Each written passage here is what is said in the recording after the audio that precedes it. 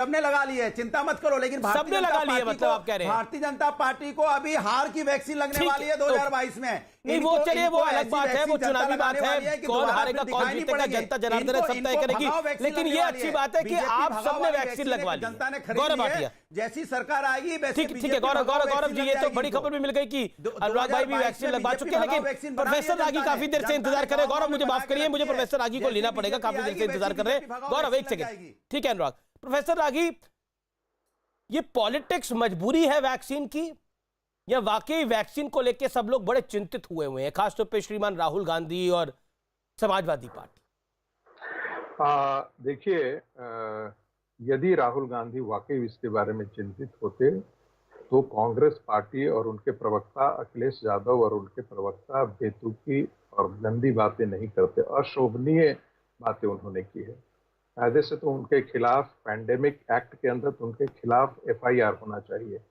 आपने वैक्सीन के खिलाफ शुरू से ही बोला है, लोगों में संशय पैदा किया है, उसके कारण ऐसे कितने लोग थे। जनवरी, आप जरा वो महीना याद कीजिए, जनवरी और फरवरी का महीना, जब वैक्सीन के लिए लोग नहीं जाते थे और भारत सरकार आ करके बार बार गुहार लगाती थी। दूसरी बात मुझे ये कहना है, कई बार अभी कांग्रेस के प्रवक्ता ने कहा कि देखिए राहुल गांधी की एक टिप्पणी पर पूरा नहीं अमित जी, ताली बजाने से कोरोना भागता है, इस पे FIR होनी चाहिए कि नहीं होनी चाहिए? प्लीज सर, हम अभी कमाल की बात करते हैं। इसके बाद आप बोल लीजिएगा सर। नहीं, गोबर लगाने से कोरोना भागता है, इस पे FIR नहीं होगी। ताली बनाने से कोरोना भागता है, इस पे FIR नहीं होगी। क्या गोबर लगाने से कोरोना भागता है? तो वैक्सीन की जरूरत क्या है? फिर गोबर लगाओ ना सब लोग, फिर वैक्सीन की जरूरत ही नहीं है। तो FIR नहीं होनी चाहिए नेताओं के ऊपर में। और जो नेता कहे ताली बजाओ कोरोना भाग जाएगा, उन पे FIR नहीं होनी चाहिए। कमाल की बात कर रहे हो, सारी FIR विपक्ष पे आप सवाल उठाना चाहते हो। आपकी सत्ता की नाकामी की वजह से, सत्ता की कमजोरी की वजह से यहाँ वैक्सीन नहीं लग पाई, लोगों की कोरोना में मौतें हो गई। और लगातार आपकी नाकामी की वजह से यहाँ लोगों की मौतें हो रही। और नदी के किनारे लोगों को जानवर उनकी लाशों को नोचते नजर आए, लाशें नदी में तैरते नजर आई। अंतिम संस्कार आप ठीक से नहीं कर पाए। सरकार अपनी जिम्मेदारी से कैसे भाग सकती है?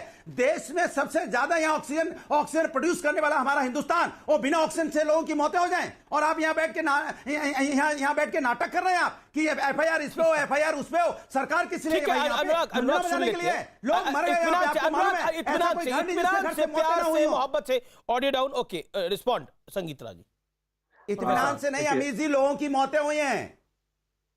अच्छा भाई, थोड़ा सा बात कर लें, उत्तेजित नहीं होते, थोड़ा सा धैर्य, पानी पी लीजिए, बात करते हैं। दूसरी बात, अभी भी कांग्रेस के प्रवक्ता ने कहा कि राहुल गांधी जी ने एक टिप्पणी की और पूरा देश जो है वो आज भी सरकार जो है इस पर चर्चा कर रही है। देखिए, दो स्थितियों में चर्चाएं होती हैं, या तो कोई बहुत आप इनोवेटिव बात कहें या बहुत बेवकूफ़ी भरा बात करें। राहुल गांधी हमेशा अपनी बेवकूफियत की मिसाल देते रहते हैं। आज जो उनका ननिहाल है, उसकी जनसंख्या 5.6 करोड़ के आसपास है, और इतना टीकाकरण पिछले एक सप्ताह के अंदर ही लग गया है भारत के अंदर। तो कम से कम इसकी तुलना मत कीजिए, जरा मेडिकल जो इंफ्रास्ट्रक्चर है उसकी जरा डेंसिटी रेशियो देखिए। आपके पास भारत में एक से भी ज्यादा कम डॉक्टर है 1000 लोगों की जनसंख्या पर, और उनकी तुलना कीजिएगा तो आपसे वो 3 गुना ज्यादा हैं, 4 गुना ज्यादा हैं।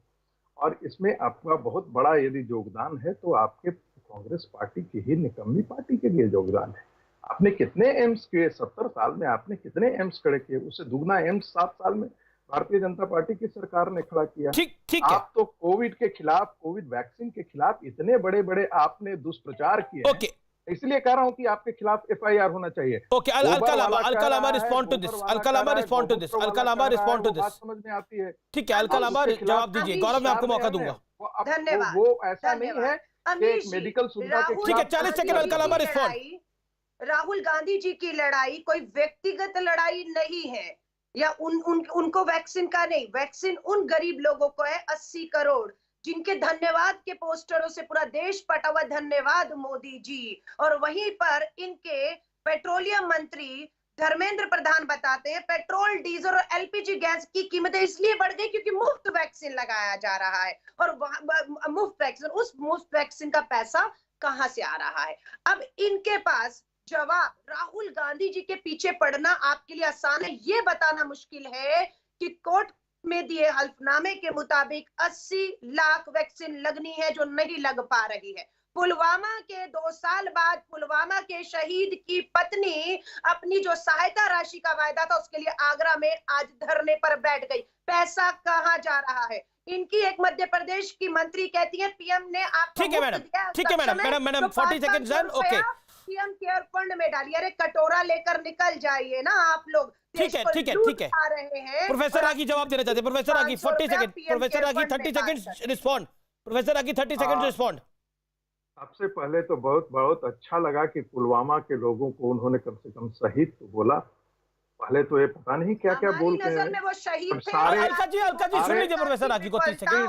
देखिए प्लीज, ये गलत बात है अलका जी, हमारे देश के 40 जवानों को शहीद होना पड़ा। ये गलत है, आईएसआई ये को बुलाकर है। देश में अलका जी, ये असभ्यता है, ये करवाने बहुत का बड़ी असभ्यता है कि घिनौना बीच में काम कब देश के तक प्रधानमंत्री नरेंद्र मोदी जी ने किया था। शर्म आती है आज भी कि वहां पाकिस्तान पुलवामा में हमारे एयरबेस पे हमले कर रहा था। प्रधानमंत्री जी आईएसआई को बुलाते हैं, काला अध्याय है वो।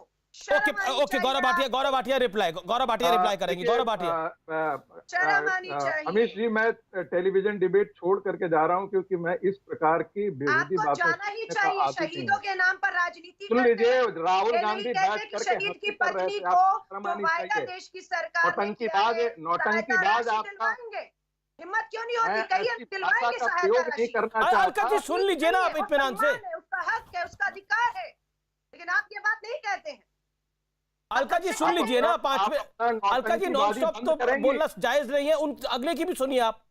प्रोफेसर रागी 30 सेकंड्स। पूरी असभ्यता की परिचय दे रही हैं। इतनी बदतमीजी की कोई हद है? कोई दूसरा आदमी आपको आधे घंटे से सुन रहा है, कौन सी बेहूदगी है? क्या समझ रखा है आपने? तमाशे करते हैं। आप अपनी बात करिए। Rahul just shut up. Professor Ragi, मैं अमीश देवगन बोला हूं, अपनी बात रखी।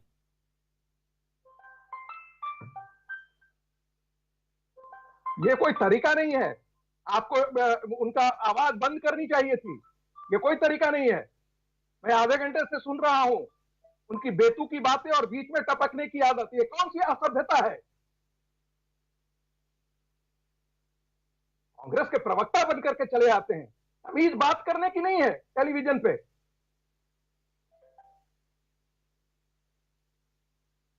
रागी जी आप अपनी बात रखिए, आपके पास 25 सेकंड है अपनी बात रखने के लिए। बोलिए, 25-30 सेकंड है अपनी बात रखने।